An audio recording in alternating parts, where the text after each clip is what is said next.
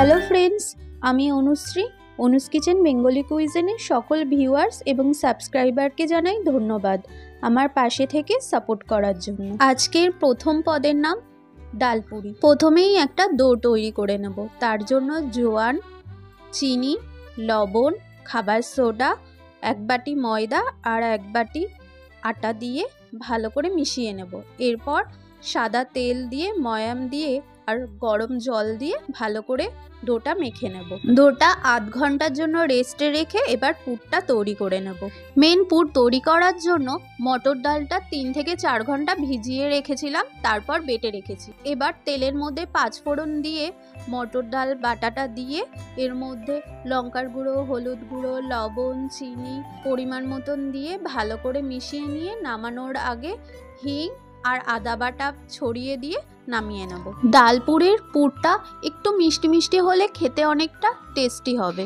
এরপর লেচির মধ্যে পুরটা ভরে নিয়ে আলতোভাবে বেলতে হবে যাতে পুর থেকে মশলাটা বেরিয়ে না যায়। গরম তেলের মধ্যে লুচিগুলো দিয়ে দুপিঠ ভালো করে ভেজে তুলে নিলেই তৈরি ডালপুরি। আজকের দ্বিতীয় পদ হলো নিরামিষ আলুর দম। শীতকালে যে ছোট আলুগুলো হয় সেই আলু দিয়ে কিন্তু আলুর দম খেতে কিন্তু খুব ভালো। প্রথমেই সর্ষের তেলে আলুগুলোকে ভেজে নেব। আলুর দম ফোড়নের জন্য জিরে, তেজপাতা, শুকনো লঙ্কা ফোড়ন দিয়ে ধনের গুঁড়ো, জিরের গুঁড়ো, হলুদ, লবণ, চিনি, পোস্ত বাটা, সাদা সর্ষে বাটা, আদা, শুকনো লঙ্কা বাটা দিয়ে 1/3 মশলা কষিয়ে নেব।